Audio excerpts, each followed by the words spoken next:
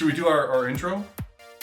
Wait, what was it again? Crap, it's been so long. Shoom! Because you watched Starcrash. No, wait, I thought it was because you watched Shoom! Starcrash. Fabulous. This is great. You guys are A players in the game. You don't need me anymore, which is great because I didn't watch this movie. Devil Girl from Mars, a 1954 stage-to-screen classic. Is that okay? That is as accurate as we're going to get. Sweet. This is a film, and I'm just pulling up the info now because I'm always wonderfully prepared for these type of things. This is a film that I had a hard time getting through. As a matter of fact, as of right now, during this podcast will be me completing a viewing of it. Fell asleep multiple times. Woke up this past Saturday morning, had a cup of coffee, and still could not make it through this wonderful 67, 71-minute film, whatever it is. Yeah, so, it's not that long. It's not that good. But it feels like an eternity. Yes. Yeah. There's no intermission. So should we just throw everything into the wind here on, our typical structure of, because you watched Starcrash, why did this end up being, and go through all of our things, or should we just talk about this because it's such an interesting... Well, let's at least cover why we think it might have showed up on the queue. Okay. I'm thinking that it showed up because, it's a trash. It's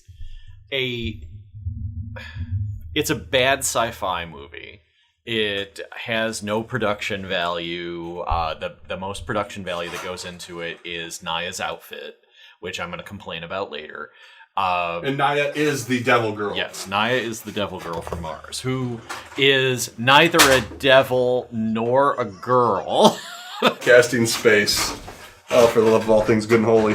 And office chairs that won't fall apart. Well, they were classics back in the 1950s. These office chairs are about as old as this movie, I think. I don't know. That does look like an 80s office chair.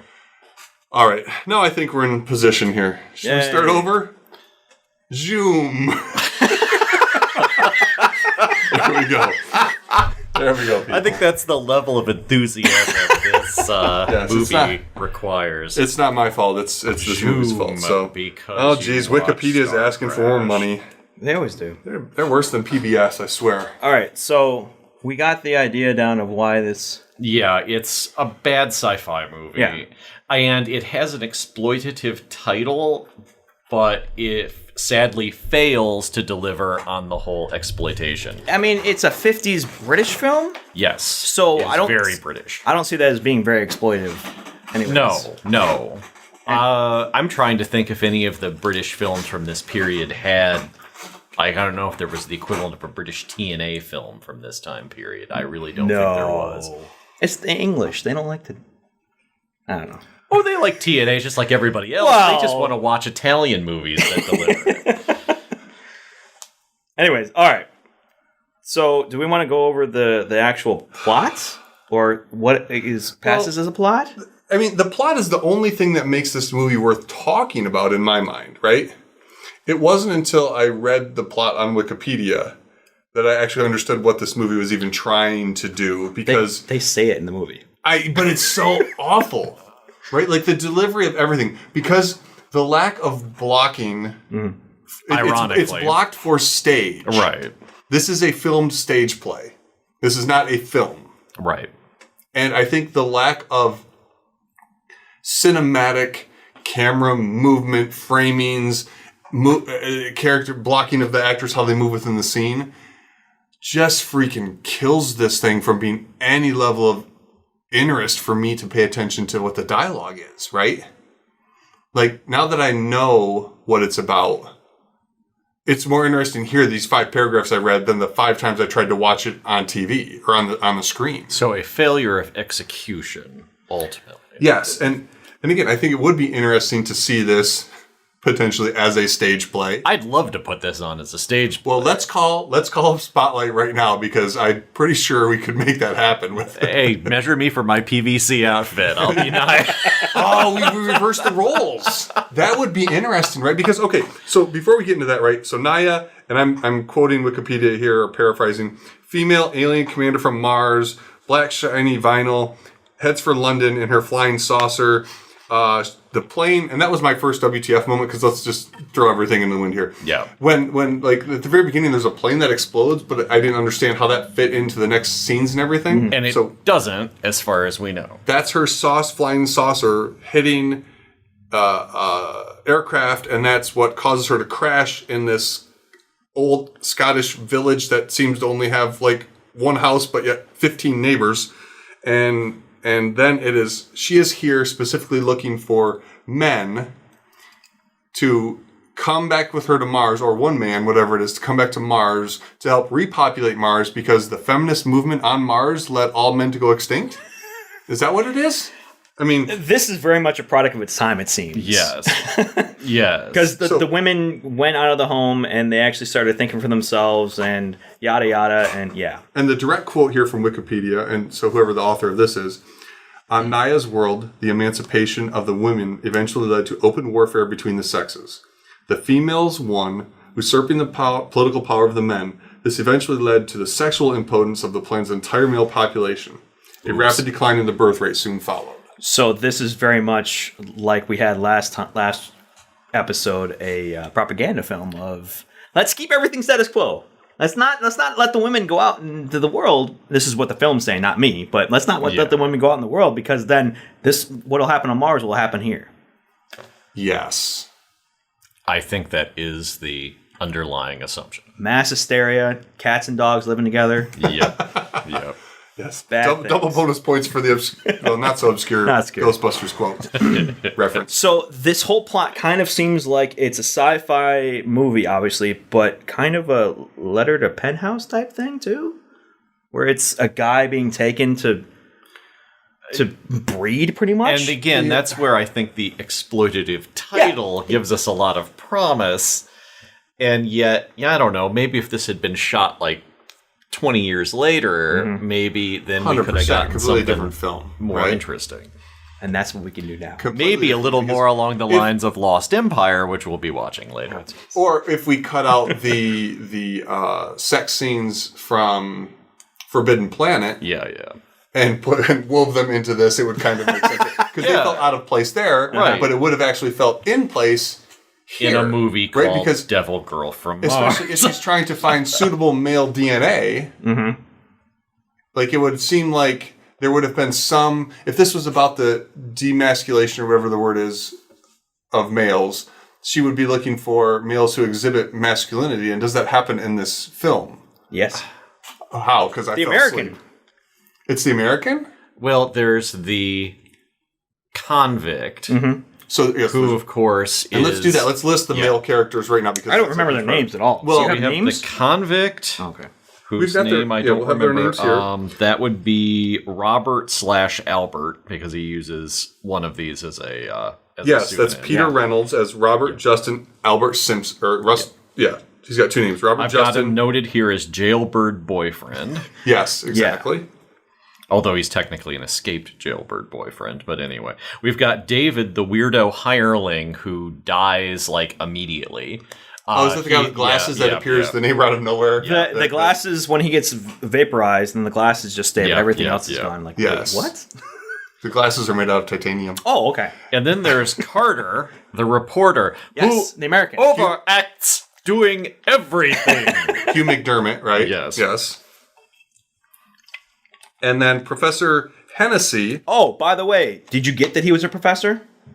I don't know how much of Professor it. Hennessy. They called him that, and then he kept saying, "I'm a scientist." Like every scene, it's either I'm a professor or no, I'm a scientist. Right. I'm a scientist. Like, okay. And then he goes, "I'm a scientist." Just like every good classic 50s science fiction movie, we have, again, the fetishization of the scientist. Yeah, and he pretty much, he states, "I'm a scientist, and science says this."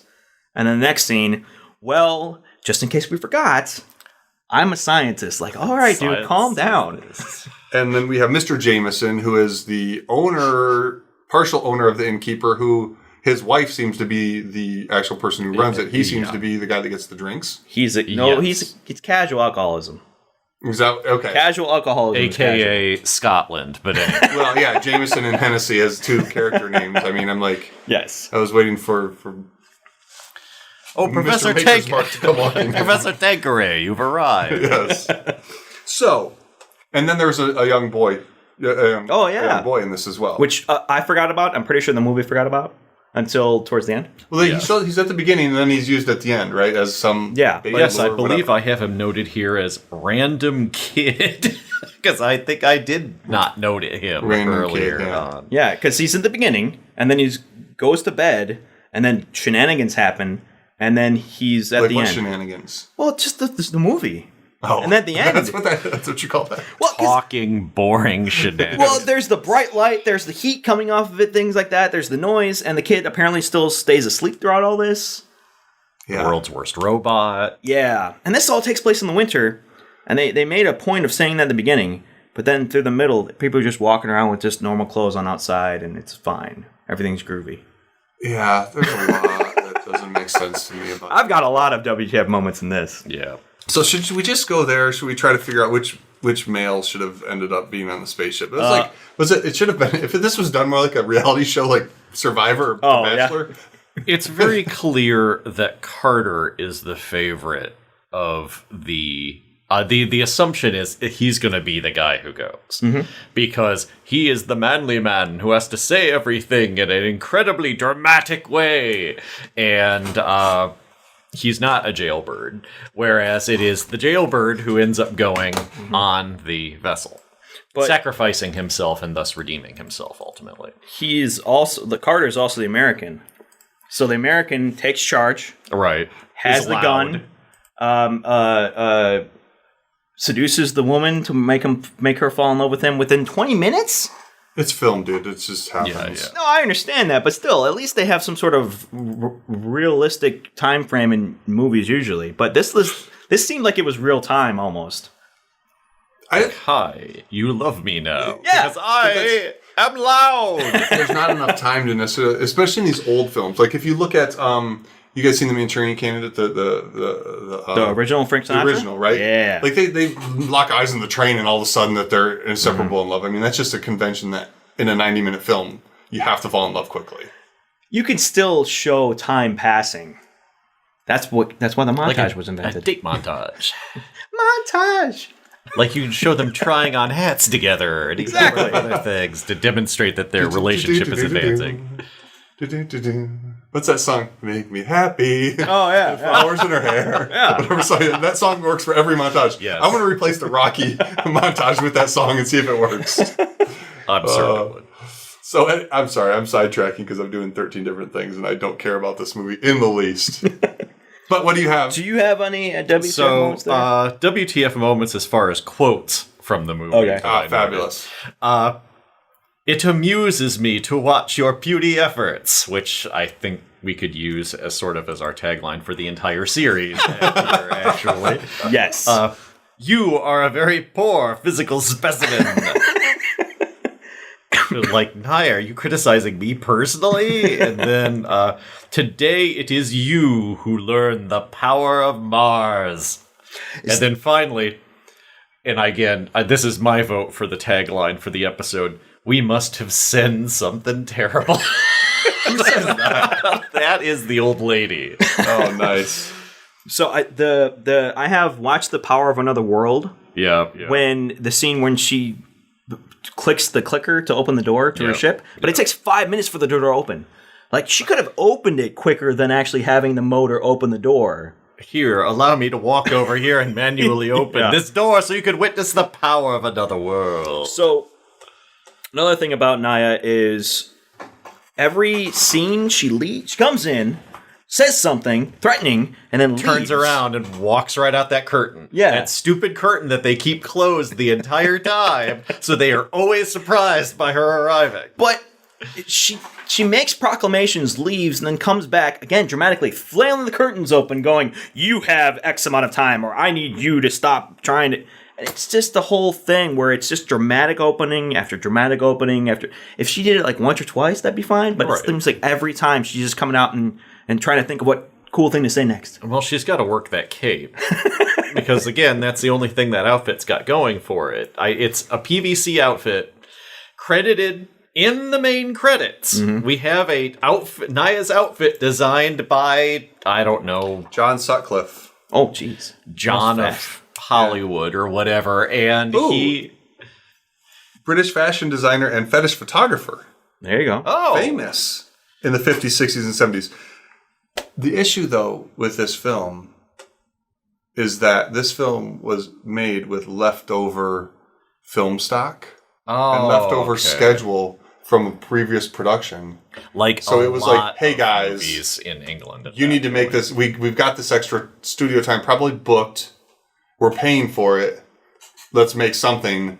Let's grab the stage play that's got a cool title and one fetish outfit and make it happen. That seems to be based on what I'm reading here from, again, the most reputable source that we could find, Wikipedia. But it totally makes sense. Yeah, so that's why this is in the line of movies, because most of the other movies have Starcrash. The ships were reused for not Galaxina.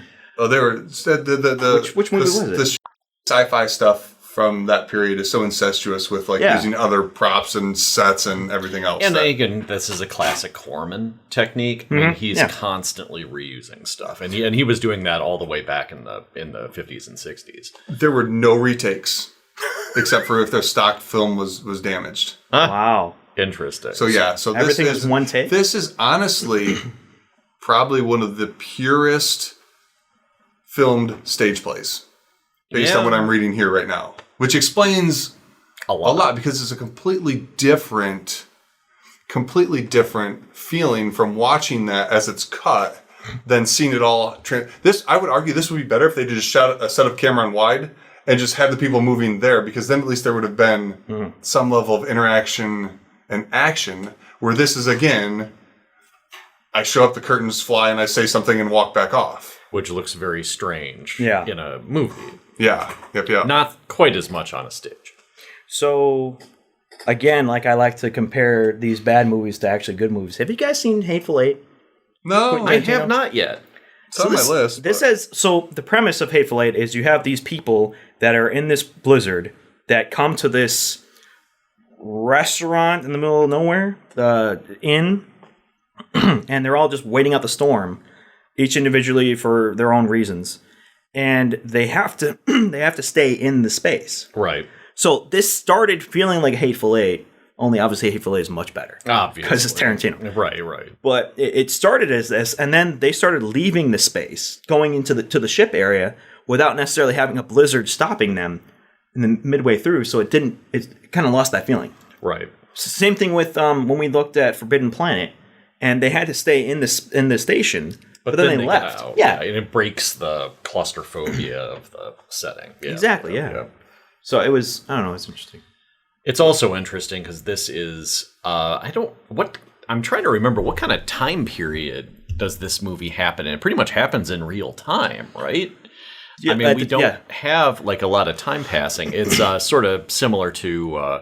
I think it was Aristotle's rules of drama, where it's within 24 hours, it's all in one location, there's a very limited number of characters, and the idea is you limit all of these things so you can really focus in on the creation of catharsis, so you can really focus in on getting the emotion out of it. It works really well for stage stuff, but sucks a lot of life out of a movie. Well, in film, I think it's typically one of the I don't know if it would be tropes or conventions would be 3 days. Yeah. And I don't know. Okay. And I don't know if because again, Back to the Future follows that. In real time, 3 days. Back to the Future is the most perfect movie ever, where the main character does not change. Ghostbusters, Indiana Jones, Superman. So. I don't know what to talk to right now. But yeah. I think Superman actually does change. Does he? Well, not really. Christopher Reeve, not the new one. Yeah.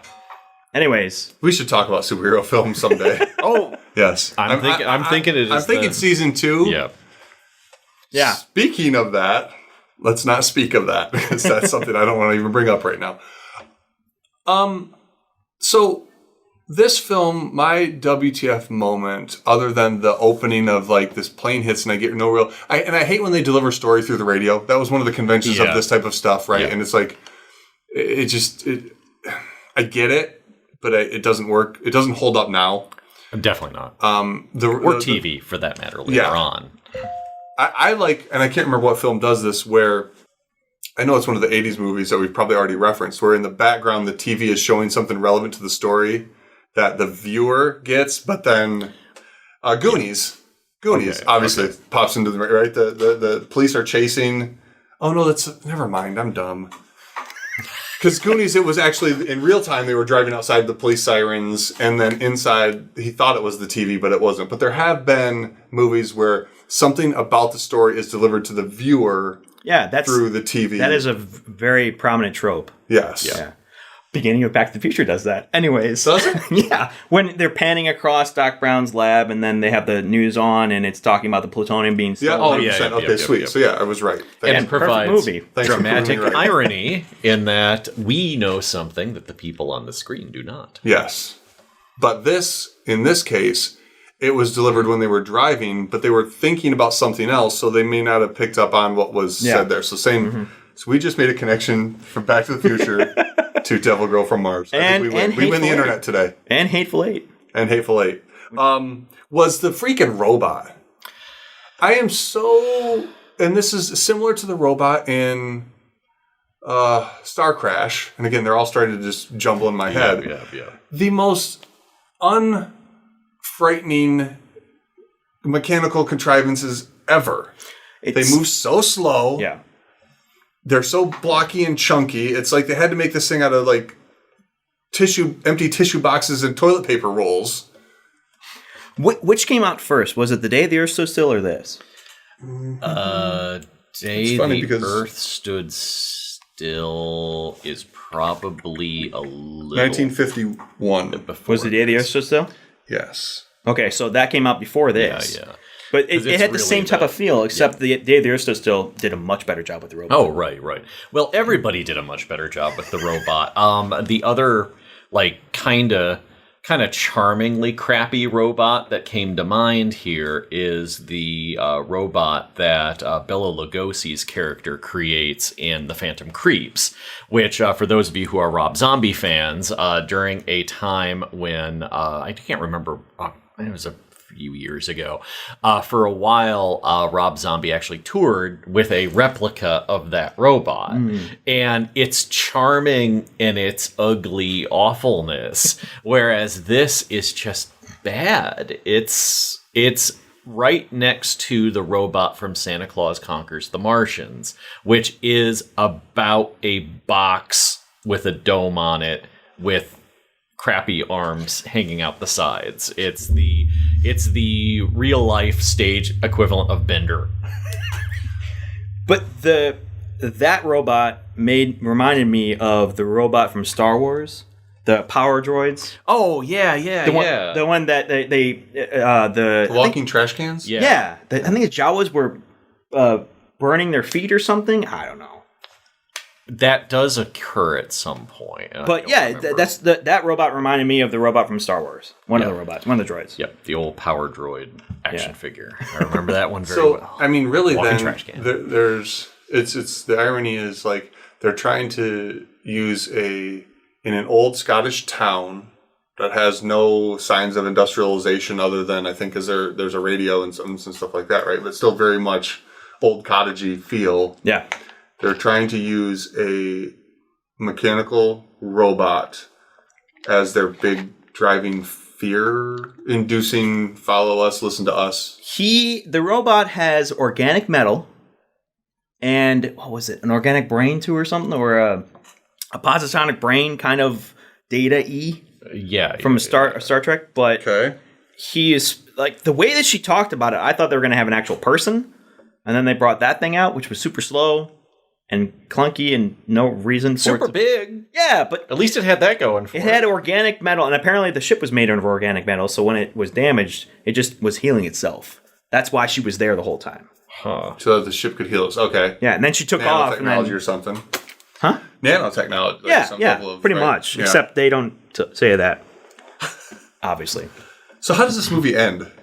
Because I shut it off. All right, again. so the very ending is that the jailbird ends up going with Nyah on the ship, and he sabotages it in some way, and the ship blows up. So he basically sacrifices his himself. life to save humanity.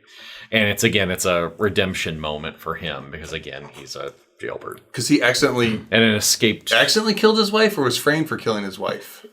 I thought he was in it. He said he was innocent, but obviously they would. Yeah, I don't know if we actually established that or not. Because all he I was know in is love that with the Doris is bartender. really into him. Yes. Doris is the barmaid. Doris is the barmaid who works at the little cottage inn.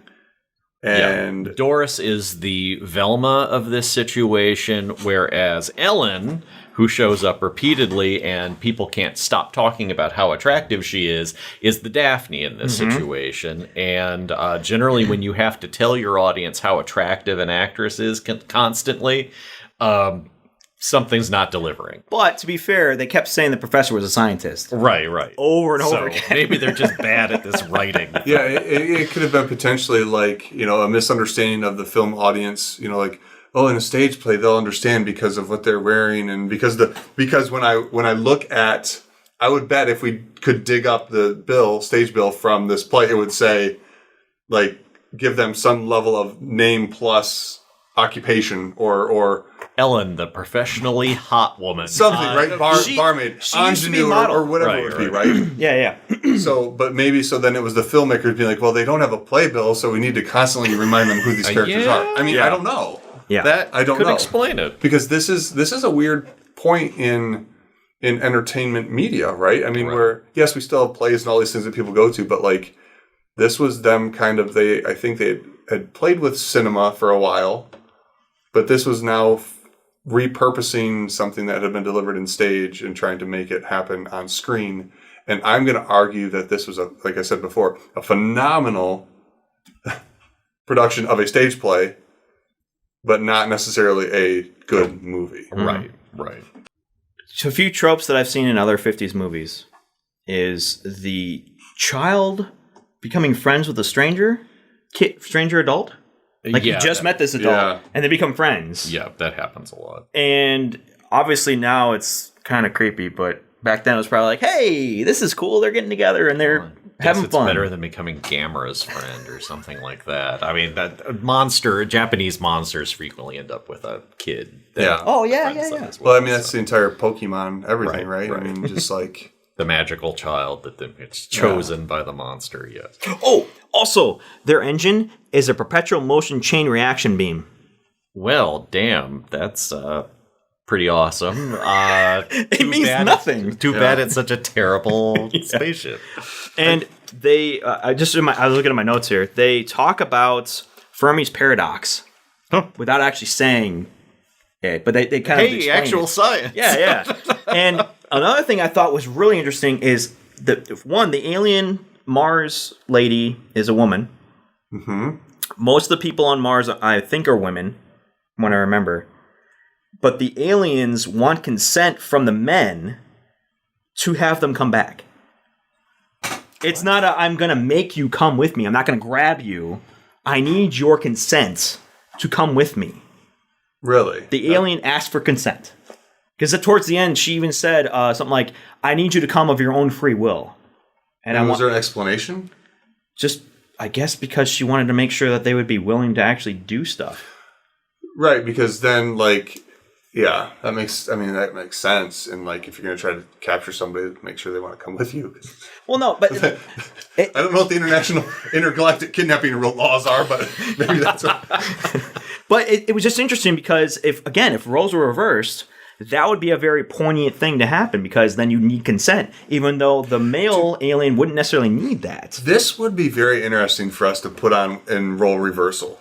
We should get Melanie's creative writing class to potentially write this as a role reversal, right? That would be cool. I mean, just from the perspective of, especially with where we're at now with some of the political things going on in the world. I mean, that's interesting. Could be pretty interesting. I just had a WTF moment as I looked through Wikipedia here. All of the references, or most of the references from Wikipedia come from a book called Mars in the Movies, A History. And I'm like, wow, there's a book about Mars, movies that happen on Mars. There's books about a lot of things. Yeah, of course. It has one star review, so even his mother didn't like this book. Sorry, Thomas Kent Miller. But I thought that was interesting. It might be worth reading as we explore more Mars films in season 3. Because you watched Starcrash. Season 2 is taken. So we're at 12:48. We only have a few minutes left. I don't even know how to wrap this thing up because I still don't know how it ends. It ends with explosion. I just told you. But so, was there a competition for? Like, did Nyah have her? Nyah wanted consent, but how did she try? I still don't understand. I don't remember, actually. I've seen this movie twice now, and both times I totally... Like a lot of the movies that they select for riff tracks, like the beginnings usually will hook you. The ending is usually really stupid, so that'll hook you. But then sometimes there's just this morass of like, God, I stopped paying attention after a while, about 3/4 of the way through. That's a lot of the movies they end up selecting. So this is one of those, and it just... Oh. So from what I remember... She explained her evil plot, which wasn't really evil, but her plot. And she needed men to come back to Mars. She then wanted men from that cottage to come back with her. Because apparently there's no place else in Scotland that she can get random men from. But I don't know. So there's that. But then she... had said, if you don't come with me, I'll kill you? There was a threat of violence. But then at the end, she needs consent, which is weird. Right. So the whole time, the American is the one that says, I'll just go so you guys can live. Because I'm heroic. Because he's the American. And loud. Exactly. And then he comes back, and then they try and stop it. And then they draw straws. Oh, is that how? I think that. And then the convict guy got but the American figured out how to stop the ship and actually just jumping into the perpetual motion chain reactant beam, and that's how you stop it. And explosions happen. But it's an atomic source, so if you blow up an atomic source, isn't that bad? Oh, I'm not a scientist. It's very bad. I'm not a scientist Hennessy. like Professor Hennessy, who's a scientist and uses science. But I would think that would be bad. Alan, it would be bad. In your travels, have you ever heard of Octavia Butler? Oh, yes. So an article I'll share with you guys I just found, again, referenced, Wikipedia, even though your professors don't want you to use it, can sometimes not a bad place to start. Useful. Yeah, it can be useful, yeah. Delivered some remarks at MIT in 98.